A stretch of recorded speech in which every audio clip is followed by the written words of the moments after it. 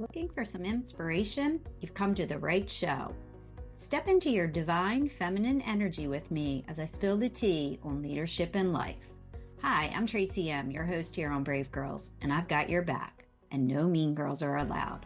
I've been called the fairy godmother of storytelling, and my gift is to unearth people's stories, share them, and make the world a better place for all of us.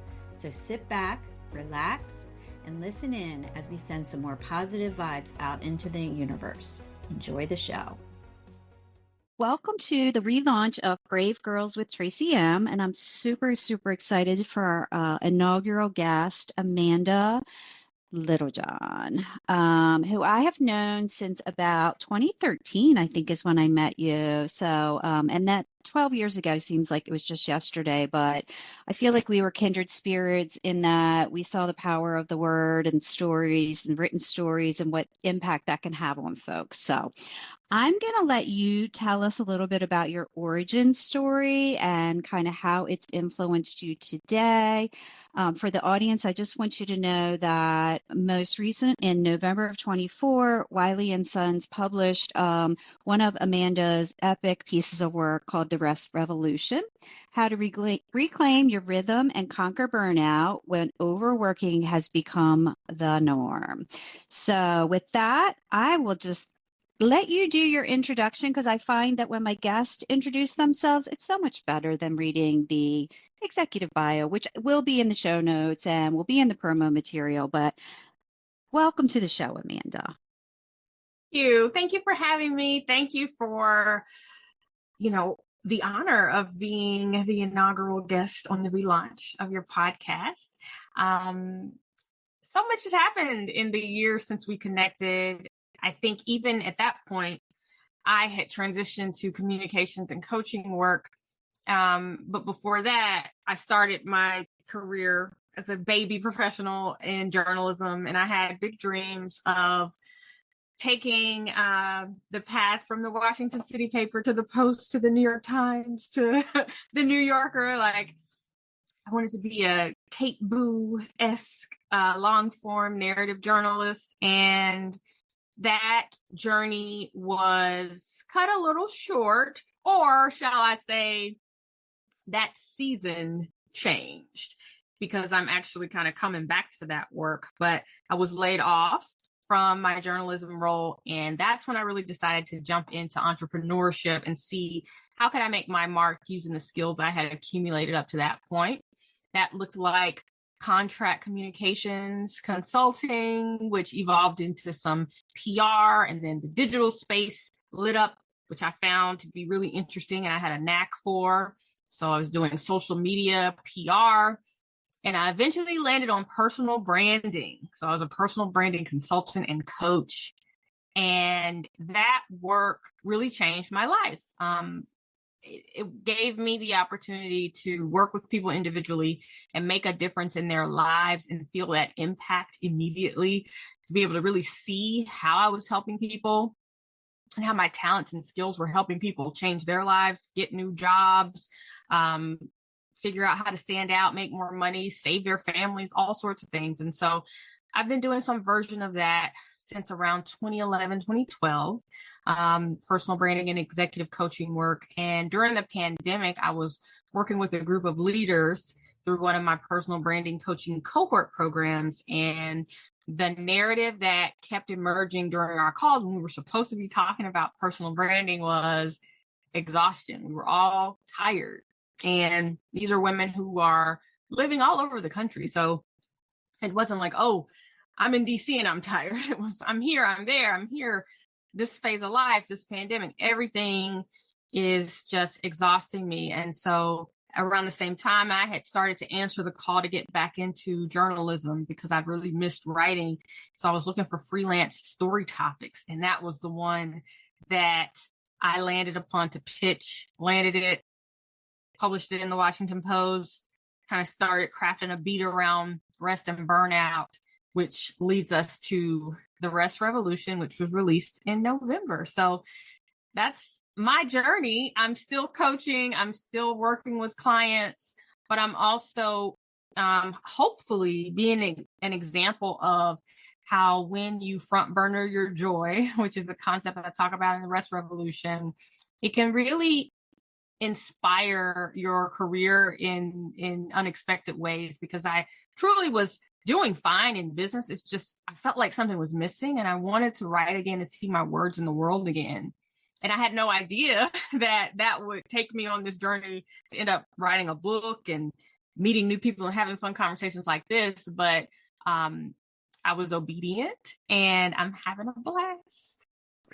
Yeah, so I get the Harvard Business Review, and I've been following your path through all of that, right? Your Package Your Genius Academy, all of the personal branding work you were doing, and I was like, in the back of the Harvard Business Review, they have books that they recommend, and I'm such a big reader, and I saw The Rest Revolution. I was like, oh, I wonder who wrote that, and I was like, dang, it was Amanda.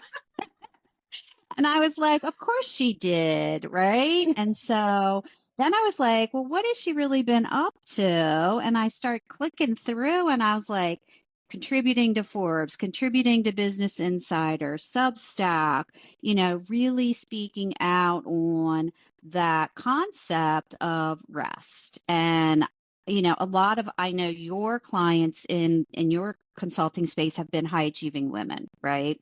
And so, I felt like I listened to your book on Audible because I was like, I just can't wait. Like, I got to listen to this book. I can't wait for it to come in the mail and page through it. Like, because I want to be able to put it on repeat for certain chapters that you cover, which I thought were really, really helpful. And I just identified so much with so much of the recommendations around, like you said, putting that on the front burner and what that really means and how you bring that to life.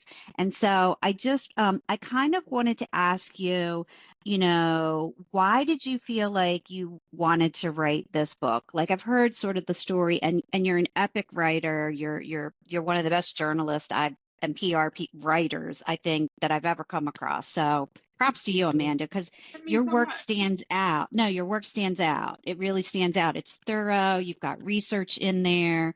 You've got like practical tips. Like, it's the whole package of here's what I've gone through. And so how do you pull that through the Rest Revolution with telling your own story? Well, one of the things that was important to me, because I work in the space of personal branding and thought leadership, so I know what it means to write a book to build your brand, right? I'll say that. I know what that can feel like as the reader on the other side of reading a book that was a brand exercise. And in some ways, I encourage people to find that ultimate piece of thought leadership that they can share with the world. However, as I've mentioned before, I've been writing since I could write, right? So like that has been my identity. So for me, whereas even though I work in personal branding and thought leadership and PR, and it might seem like this is the logical brand move, this has been in the making since I was 10 years old. I have always wanted to write a book. I've always wanted to have my books available on bookshelves. If you talk to people who knew me in middle school, they will say, literally, I think I posted on Facebook, and someone, Shanae Small, who shout out to Shanae. Hey, Shanae. Since I've known since 5th grade at Meg's Magnet School in Nashville. She was like, of course you wrote this book. Like, it was very like, oh yeah. So it's about time. We've been waiting. And so for me, I don't know, like when you say, well, why did I write this book? I think this was the most timely conversation. I pay attention to the zeitgeist. I'm always journaling and in conversation with both myself and, making observations about what I'm seeing. So it could have been this book. It could have been another book, right? Like I was journaling about trees and how, I'm in this lifelong love affair with trees. And that might be a book that comes out next. But I think that this story was so resonant across a few different parts of my life. It was resonant with the clients I was working with. It was my own personal story that I was experiencing. I had a baby during the pandemic. My mom couldn't even come up to be in the hospital with me because, she's in another state and she's afraid to fly, and I'm afraid of her getting sick. My husband's masked up and wearing some crazy like hazmat suit in the delivery room. We couldn't even see the people who, are giving medical care because they've got these masks, and it was insane. So I think personally, I was experiencing this feeling that both my clients were experiencing, but it was also this universal burnout we were all experiencing during the pandemic. And so I think that for me, going back to this idea of the brand exercise, I wanted to write a book that, because memoir is actually my favorite form. So I will eventually do that. But I wanted to write a book that could capture people with my personal story, share my heart, but also not be just about me and not be just me offering tips, right? Like I wanted it to be personal. I wanted it to share other people's stories. I wanted to leverage my skills, my reporting skills. I wanted to leverage the access that I have to all of these high achieving women across, the country, around the world. And because I have that skill set of journalism, I know how to find experts, bring in statistics, find voices, of people who could make the story more complete, because I felt like that would be more compelling, because everyone's not going to see themselves in my story. But if I can bring in other voices and then the expert advice, as well as my story as kind of like another voice, who gets quoted, that could be something really interesting. And I think it is. Yeah. And I think it is. And I think that when I was listening to your book and when I've read some of the stuff that you have on like Substack and Forbes and stuff like that, that shines through that research component. You're really good at that. And you're really good at teasing out like, oh, this is a supporting fact. So it's not like you just making up a concept. It's like, studies show this, or this expert is seeing this. And so I think it does bring the story in the book to life and also make it different than maybe other books that are out there about burnout, where it is just, here's my story and here's my tips, right? But also, I felt like I didn't want it to be dry. I didn't want it to just be like tips and experts. I wanted it to have that personal, story element in it. Because that, to me, when I'm reading, that's what grabs me, when people are telling you the truth and telling you their story, because I think that's what makes us feel seen. Absolutely.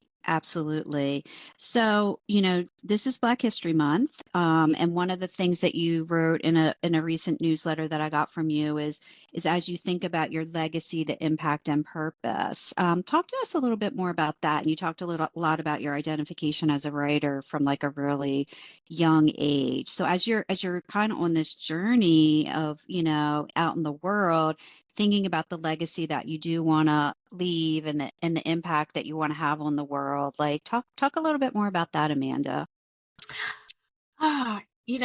Thank you for reading that newsletter. That just came out.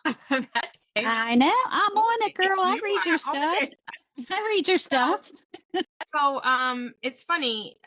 I wrote a piece for Forbes a few days ago because I was really struggling with the overwhelm of the news cycle and just kind of keeping up with all of the news coming out of the new administration. What's going on? What do I need to be looking out for? What agencies are being shut down? Where is ICE doing raids? And so I started looking for people and voices to talk about how do you navigate all that? Because you want to be informed, but also after writing this book, me understanding that I have to keep my nervous system regulated to stay out of burnout. And so I was feeling myself tensing up and just being like, and I'm also a highly sensitive person. So I feel the struggles of everyone. Like in my house, if someone's not okay, I feel that and I carry that. And just, I can feel the stress of the world. Like I can feel people are being laid off. People are worried about the future, etc. And so I reached out to a few people to say, how do we navigate this? Because I know I need to stay on top of what's happening just in case I need to activate and call someone or write a letter, but also staying informed feels very unhealthy. It feels stressful to me. So how do I do that? And Octavia Rahim, who is a rest coach, restorative practitioner, and author of a book on rest as well, Rest is Sacred. It came out a few weeks before my book. She offered a few tips for that Forbes article. And one of the things that she said that stuck out to me was focus on what is yours to do and what is not yours to do, to do your most sacred work. And so, yes. And so I interviewed 4 people, but that stuck with me, like, do your most sacred work, do your most sacred work. And so I thought about, like, Amanda, what's your most sacred work? Like, okay, my job is writing and telling stories. So amplifying Octavia's voice and advice, right? Like, that's my contribution to reducing the overwhelm of everyone. But then also my other gift is helping people get clear on what their sacred work is, right? So I realized, like, the writing is one piece. There was a point where I was doing all the coaching and I wasn't doing the writing, and I felt that the writing was missing. And so then I added it back. And now I'm kind of in the inverse. I'm doing all the writing and it's like, okay, well, I got to get back to coaching because that's important too. It's really important to me to use my gift to help people get clear on what they need to be doing, how they need to move, how they need to pivot with the seasons, as I write about in the rest revolution and purposescaping. And so I just feel like if we all got clear, number one, on what is our most important work, our most sacred work, and we were doing it, then we'll be okay, right? Like, all the problems of the world will be solved if we're all doing the thing that we're supposed to be doing with, like, the highest and best use of our gifts and talents. And so that's what I meant by that newsletter. And that's why I'm kind of like looking for people that I can support through that skill set, because it just does something both to you when you are activating like the most you part of yourself. It's so energizing. It just does something to your system. And I feel like it helps you radiate this light that the world needs. So yeah, that's what I meant. Okay, I love that. I love the phrase do your most sacred work, and I agree. You're a gifted writer, and the coaching is the impact that you're having with helping people get clear on their sacred work and how they talk about it. And I agree. I think once you get clear on that purpose and that message, then the impact follows, right? And the legacy follows. And I think that a lot of people, what is my purpose? What is my purpose? And I always say, go back to what you were doing in 5th grade. And I was the same as you. I was editing the school newspaper. I was writing books to put in the library at school and elementary school with, that was me too. And I also am an empath, and I love the tension that you described, because coming from PR, I always needed to be 24/7, 365 on to see what I could pitch for my client or to newsjack a story that was out there, right? And so it almost became an addiction to the news and the news cycle, but I too need to regulate my nervous system, right? And so I totally agree. It's this tension, right? Like, our inclination is we got to stay informed and everything, but at the end of the day, regulating our nervous system, like, that is even more important than staying informed, right? But there is a balance, because is some decision going to get made at 4:00 that's going to impact me directly through, like, what I get paid for Social Security, or what Medicare is doing, or what, like you said, the people are, getting picked up by ICE. Like, so you don't want to totally be like, have your head in the sand, but at the same time, it's like you say, it's like reclaiming your rhythm so that you're not contributing to your burnout. Right. I think you bring up an important point about PR and like whatever someone's professional industry requires of them or brings out of them, like same, right? Follow the news so you know how to use the news or how to insert yourself into a story. And what that creates in us is this muscle memory of this is how I respond and this is how I react. And that can be really tough for your nervous system because it's your default. It's your, because you haven't necessarily trained a new pathway, you automatically fall into that old groove. And so that's why, like the stillness practices I talk about in the second half of the book, like that's where they come in to help you reclaim your nervous system and kind of develop a new muscle memory around some of these habits. But one other thing I wanted to say about the sacred work was I just reading all this news, watching CNN, feeling all the angst, it really upsets me. It upsets me. Same. And that's not productive. But what I found is when I focus on my most sacred work, writing and coaching, I feel better. And so that's what I mean. I really do think if we can all figure out what is ours to do and we just focus on that, we'll be okay. I can't do everything. I'm not, I'm not the person that's going to stand up in front of the crowd and say, this is where we're going and boycott. That's not my gift or skill set. And I think that when you start putting pressure on yourself to show up in ways that aren't natural to you and that don't involve your most sacred work, you start feeling kind of weird. But just by deciding that this is what I can do, and so this is what I'm going to commit to doing over the past few days has just made me feel so much better. So I wanted to share that with anyone who might be in the same place of feeling that tension and feeling their nervous systems on high alert. You can't do it all. You can't do everything. But whatever you are meant to be doing in this world, whether it is educating children and making sure children understand, how to read so that they can matriculate into upstanding citizens and the leaders of tomorrow, or making sure that they are getting their school lunch, or making sure that, people are informed about their rights as Social Security changes, whatever your work is, if you're doing that, I feel like, and you're focused on that, it will help you manage a bit of this overwhelm. I know that was a lot.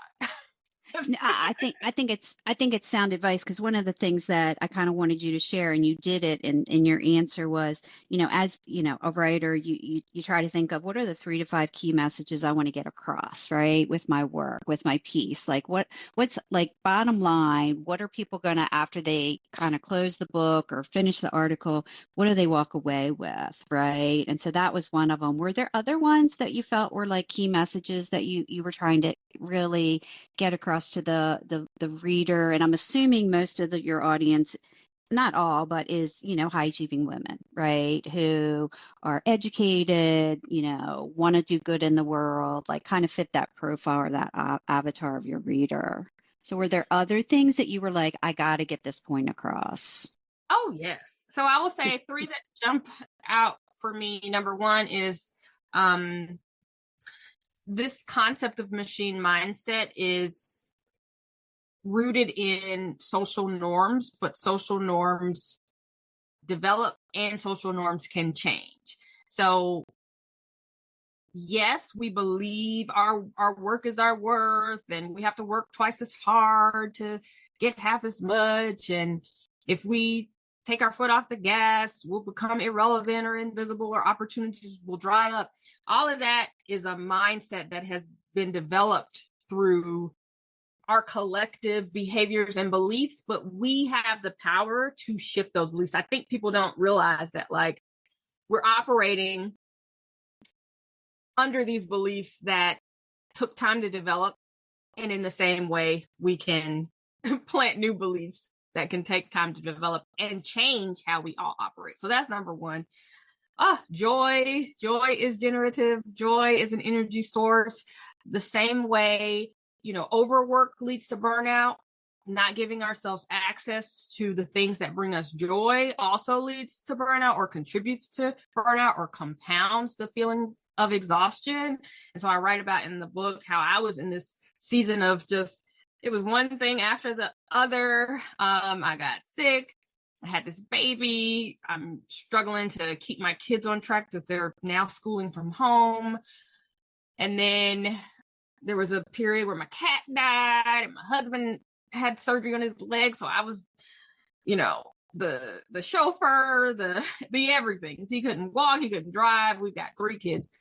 And I just remember feeling at my wit's end. And then when my cat died, it was hard. Like, it was just like, one more thing. And Right. I was his person. I was the cat's person. So it was just tough. What was your cat's name? Hey, What was it? CJ. Oh, CJ. CJ's looking down on you right now. I'm sensitive. But I remember it was just a tough season, and I had so much to do. The to-do list wasn't stopping. And something just said, just sit down and write. Just like write about how you're feeling.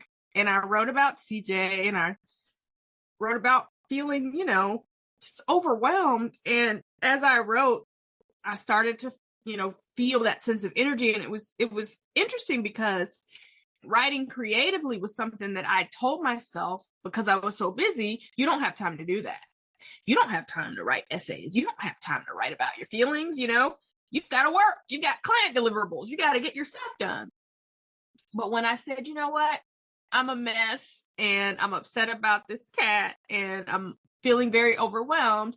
I'm no good to the deliverables anyway. I may as well just write how I feel.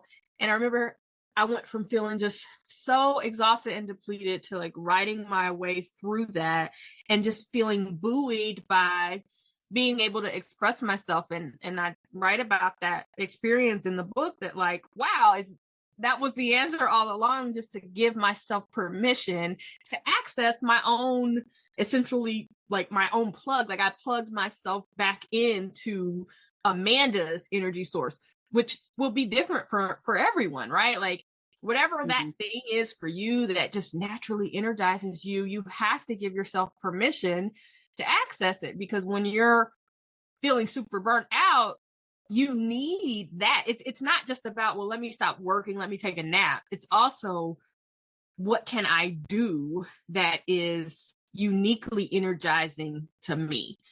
So that was like, I think the second or third point. The last point that I think people got to take away is to become a student of yourself. And I shared that like after the chapter on purpose gave me, and I talk about restoring the self. This is something that's been a through line, Tracy, for my work for years. People come to me because they don't feel clear on who they are. They don't know who they are. They have given, they've given the steering wheel to other people. They have let other people tell them how they should use their talents, what they're good at, what they should do, they should do professionally, instead of really getting still and asking themselves, like, what is it that drives me? What's important to me? What do I value? And how do I want to use my gifts? And so you really do have to become a student of yourself, and ask yourself questions that no one else can answer but you about yourself, so that you can understand the past seasons of your life and how they are fitting into the current seasons and where you are and what you're meant to be doing. And once you have that information, that just unlocks everything, because it's like, you know where to focus your energy, you know what you need to stay away from, you know what you need. So that would be the last big point, because underneath that, the stillness practice and everything else kind of falls under there, because once you're clear on what you need in order to feel centered, you integrate that into your life and you create a practice to be able to commune with yourself regularly and hear that inner guidance. Yeah. a lot of the people that I coach, they've already done that, but they beat themselves up because there's a gap. And my biggest thing that I find myself saying over and over again, because a lot of my clients are in their 50s and 60s, so they're kind of at the tail end of, their kids are already launched, or they're becoming grandparents, or they're going to retire soon, or they're trying to think about that next chapter. And a lot of my clients are dealing with aging parents and being caregivers of their parents and dealing with all of those challenges. And I say, you have to recognize the season of life that you are in. You are not raising young children. You are caregiving for your family, and your mom or your dad or your aunt or whoever it is in your family that needs care in the best way that you can. And there will be time when when they pass, for you to, re-engage with a lot of the self-discovery work that you've already done, and think about how you want to bring that into kind of what you're doing. But I find a lot of my clients, they beat themselves up because they're like, oh, I was going, and I was on the track. And then all of a sudden I got like sidelined. And then they go through, and I'm going through it myself, is anticipatory grief, right? They're still here.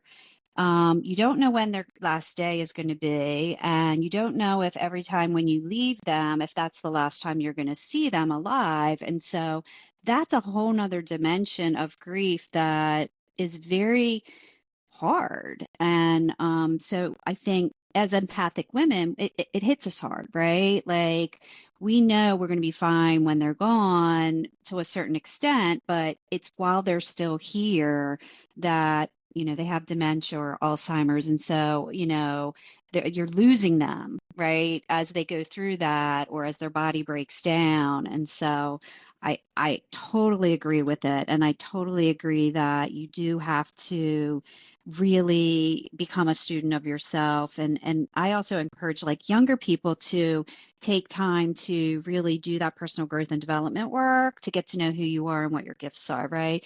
I wish somebody would have coached me to do that when I was saying 17, right? Like, that didn't happen until much later in my life. And once I kind of went down that path of being a seeker and, really pouring into myself and investing lots of money and training and all that, that's when everything for me changed, right? And so I believe in the power of coaching and working with the right person for where you are and what you're dealing with. Yes, that's so powerful. And what you just shared about caregiving, that's a topic that I'm also pretty passionate about, because I'm a mental health journalism fellow through the Carter Center. Well, and that was going to be one of my questions. I was like, why? Of course, she is a fellow for the Rosalind Carter Mental Health as a journalist fellow. So talk about that work and like how that even happened, because that's really, really amazing.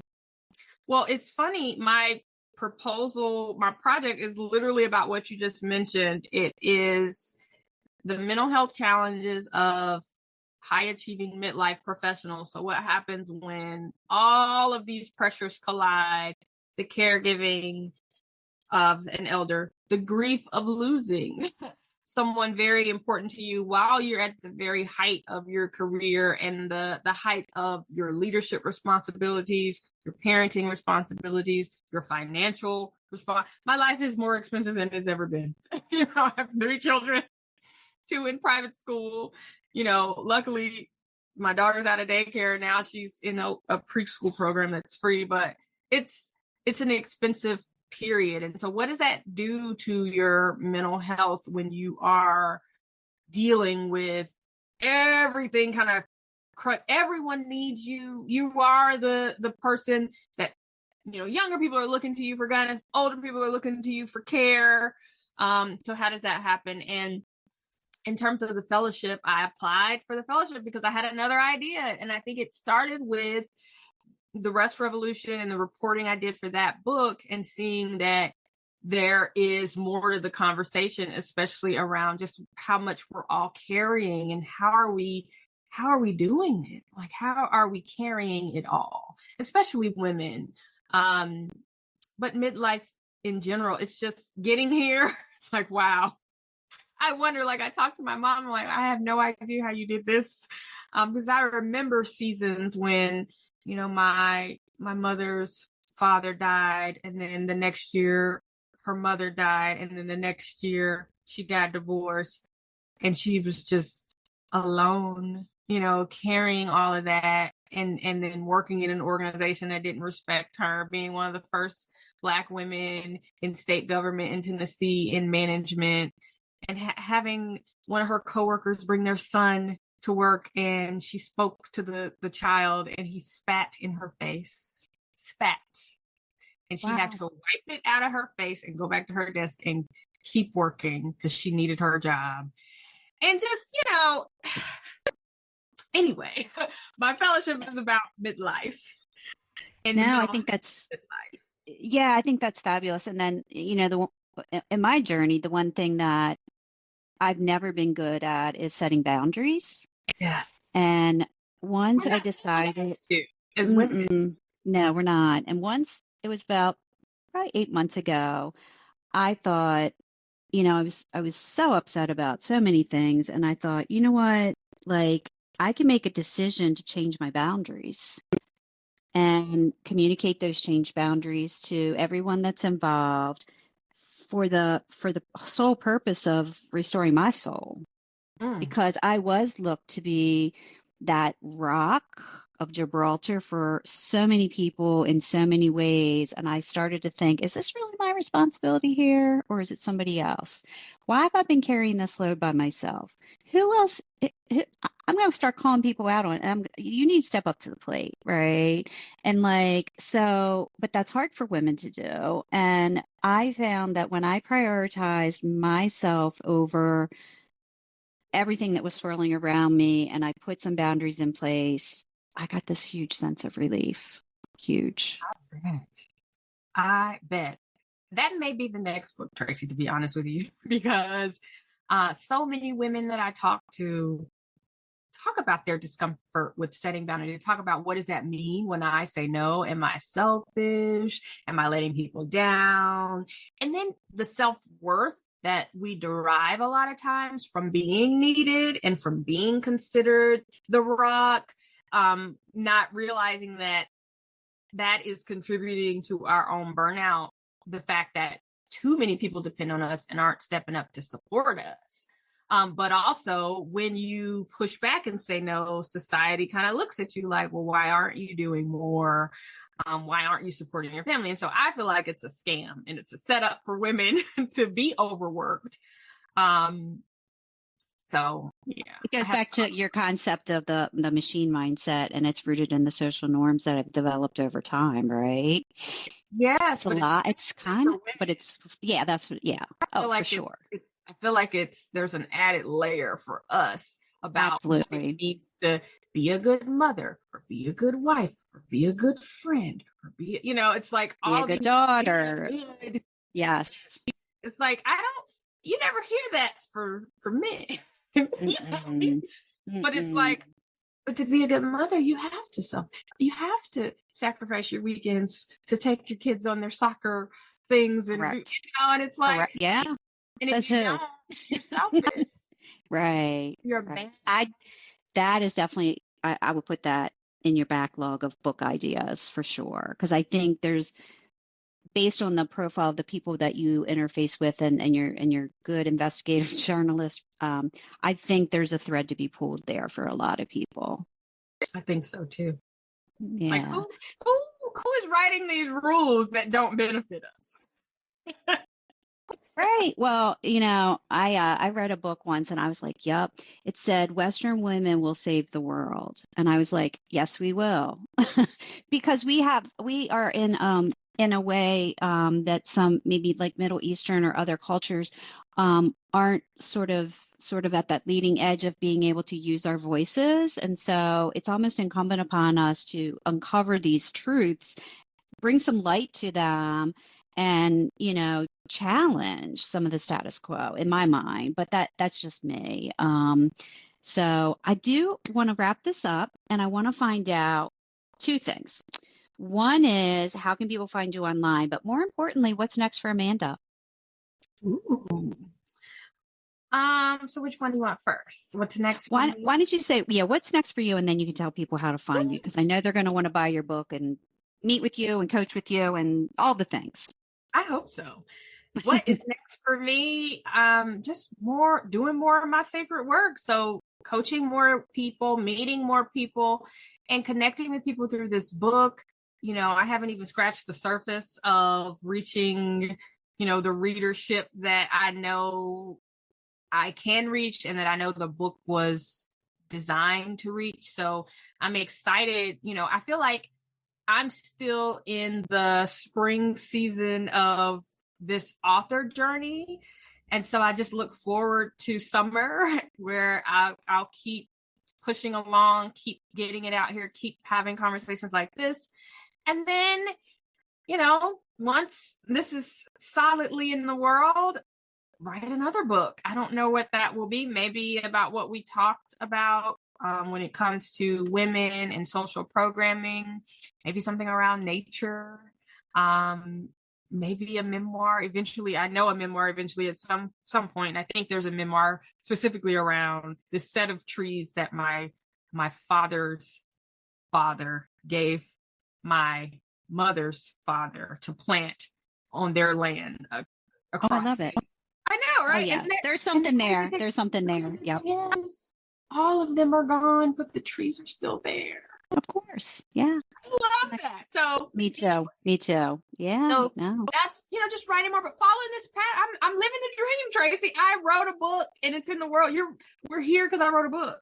And I'm talking about books and I'm living the life of ideas. So I guess I look forward to what's next, but also I'm so present to the miracle of the now that I'm just enjoying this ride. Every time anyone asks me anything about this book, to come talk, to do a podcast, I'm eating it up because I've been envisioning this since I was a little girl.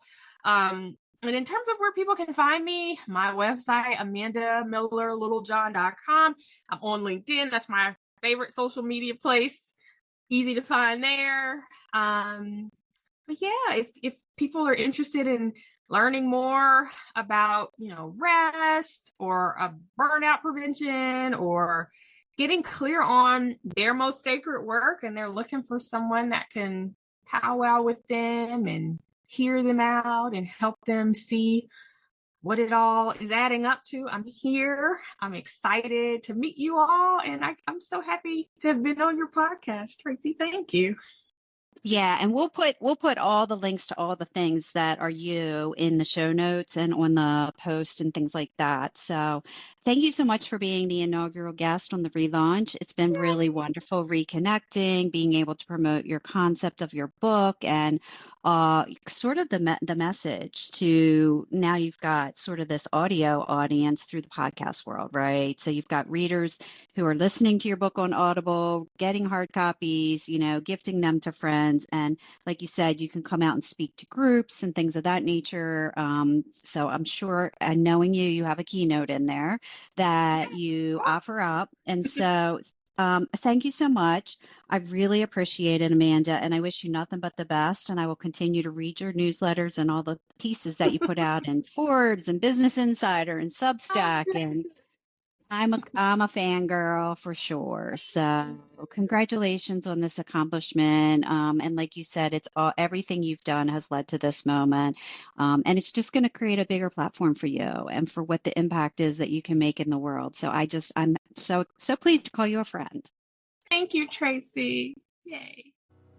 Thanks for listening to today's episode of Brave Girls with Tracy M. I hope you found a gem or two that will motivate you to change your mindset, pursue your dreams, and fulfill your soul's purpose.